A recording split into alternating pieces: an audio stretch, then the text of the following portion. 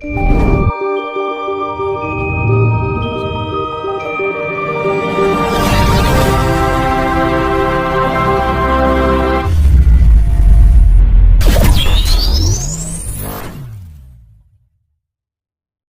pelajarannya kan cuma nganu le ngetutne lakune ngalam karo ndelok kahanan. Dadine lek alam iki manggane nganti dunia. Tapi wong pinter-pinter ki mau ora iso padha memahami tentang alam ki apa kan ngono kan ya. Nggih. Mangkane suwung sejatine ngono.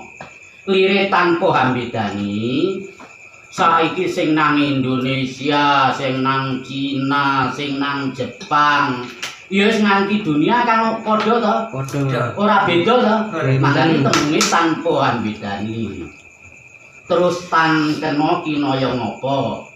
Dadi ora kenek diperumpamakan. Oleh ora berbentuk ora wujud. Mangkane tanpa hambedani tan kena kinaya ngapa? Jadi ora kenek diperumpamakan dengan benda apapun. Mangkane teko fenomena alam. Jadine alam iki kan enek perdine ya, Le. Nggih. Alam iki anane aku langgeng ane ya. Terus lakumu, lakuku kabeh. Kuwi alam lho ya. Terus aku manunggalmu. Jadi dadi sawiji aku karo aku kowe ngono lho. Lho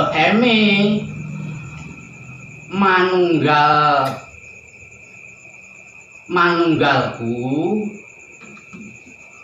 Allah wujud urip.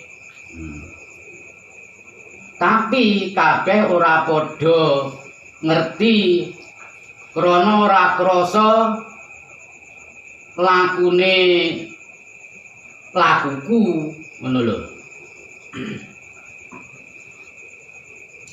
Mangkane jane kan ngene lho. Dadine sak lumahe bumi sak turuping langit kuwi mau kabeh ingsun kang nguripi. Tapi menungso ora padha mahami, ora rasa rumangsa krasa sejatine urip ki mau enek sing nguripi. Sing nguripi sapa ya tembung alam kuwi mau. Mangkane kan ngene. Lah tapi kepercayaane Mbah No, lek Mbah Alang iki wis ngomong, aku sok mben balik ngono balik. Krone iki wis enek menen-menene. Yang Ismaya Jati ya Isbadranaya ya kena diarani Sabda Palon Naya Genggong. Aku jangkep 500 tahun aku bali Jawa tapi aku nagih janji mangkane aksara Jawa ki renane enek 20 ana caraka Sata Sawala padha jayanya moga bodhonga ki werdine enek le lek nang pedalangan lek ngartekne Bana Caraka ki mau ana utusan padha pasulayan padha sapine padha baline kan ngono. Jadi siji-siji penemu kuwi mau siji karepe tapi artine padha. Lah lek Mbah No Bana Caraka kuwi mau memang diarani kitab Adamakna kuwi ya Bana Caraka kuwi. Dadine kitabe sing wis tak sebarne nganti wis nang ngendi-ngendi.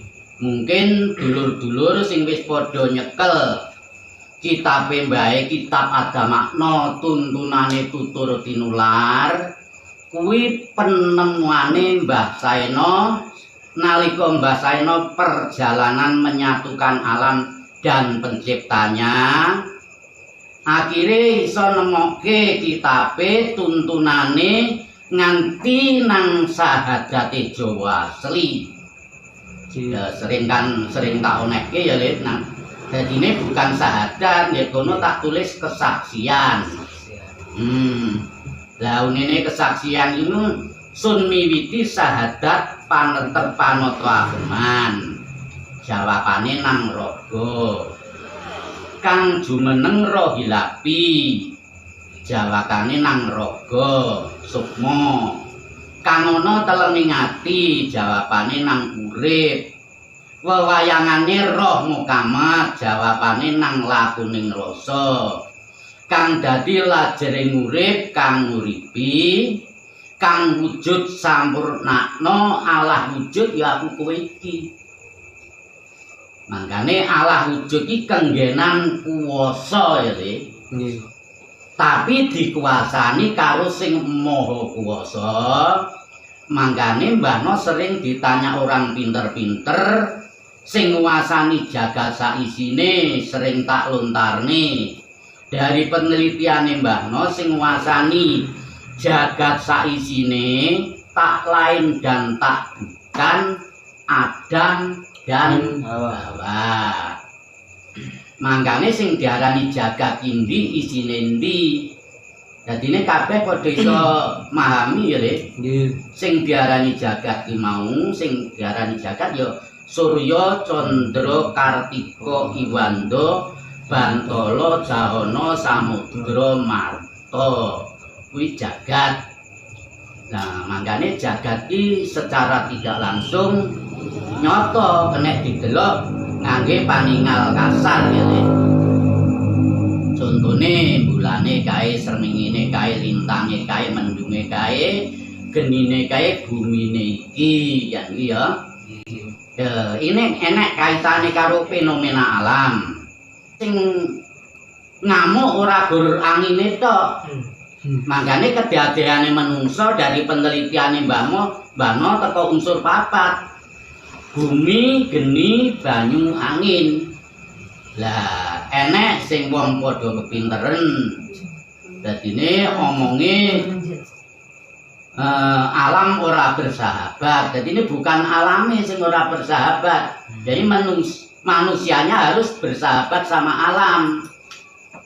Lah mangkane menungso ora padha bersahabat sama alam, ora gelem nyinta kasih karo mbah alam, ya iki diarani alame ngamuk.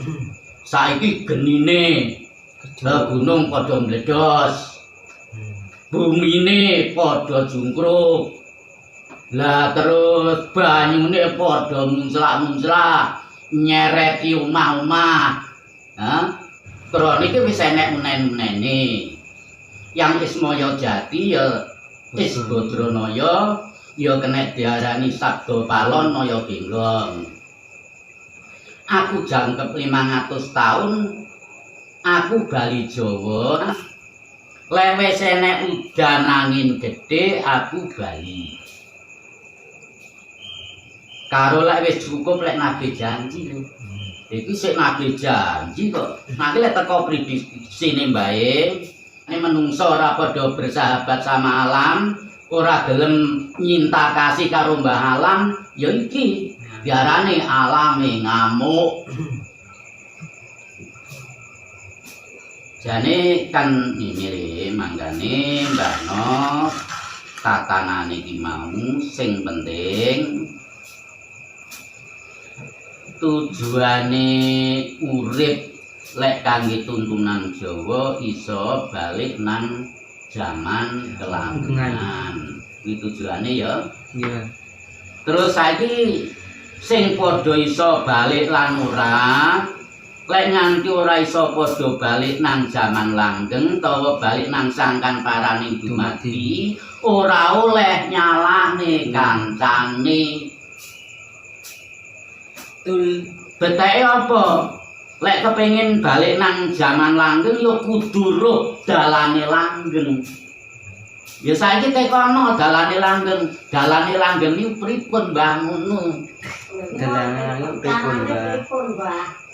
Ambil dalan. Nggih. Ya dalane langgeng iki mau. Dalane langgeng. Dalane langgeng ini ya Le. Nggih, pripun, Mbah? Mangkane lek kepercayaane Mbahno sing nguasani zakat sak isine diarani Sang Hyang Tunggal ya. Perkara diarani Gusti Allah, Sang Hyang Widi Allah. Monggo kuwi kanggo jeneng. Nggih. Lek Mbahno kan menemukan jenenge Sang Hyang Tunggal. Dadi lek ngono wong sak alam donya iki tunggal. Mangkane lek enek sawenehe kane nganti miwir tentang eneke agama ya, Nggih, Mbah. Enek agama sak lumahe bumi sak kureping langit Mbahno ora ngarani siji-sijine agama. Ya. Kuwi kabeh asline apik. Nggih, Mbah. Ya. Nggih. Kitabe apik. Tapi lek enek sawenehe agama apa ae, lek sik nyalahne liyan utawa mbedakne liyan lek ngono gagal lek goleki Gusti Allah. Nggih, Mbah. Yo kuwi lek ora trima rene engko tak omongi. Lah mangkane sing diarani Sang Hyang Tunggal iku ora mbedake. Jane ngene ya, menungso sing dilairne nang donya iki lek iso padha mimpir kinodrat antarané kodrat ya. Nggih, Mbah. Kinodrat sing diarani dununge nang alam, kodrat iki nang alam wujud iki. Mangkane nang kodho alame menungso sing mulai dilairne nang donya iki mau lahir cenger ora lepas mesem karo guyu lek ngono ora lepas antarane bungah karo susah. Kuwi sing diarani kinodrat. Nggih. Kuwi bayi lahir cenger lek ora ngandel tekono Mbah Dukun apa pian. Terus tangane gegem ya, Le. Nggih. Tangane gegem sing kiwa ki nggawa kesalahan. Terus sing tengen ki nggawa kebeneran. Dadine nalika bayi lahir cenger iku urung ndek salah apa bener. Lah, mulai tangane gebyar, lah kuwi kok duwe salah apa bener. Contone ngusil-ngusil golek mimike dhewe ra bener ya bengok-bengok kuwi wis salah. Ngono. Kuwi kinodrate ngono.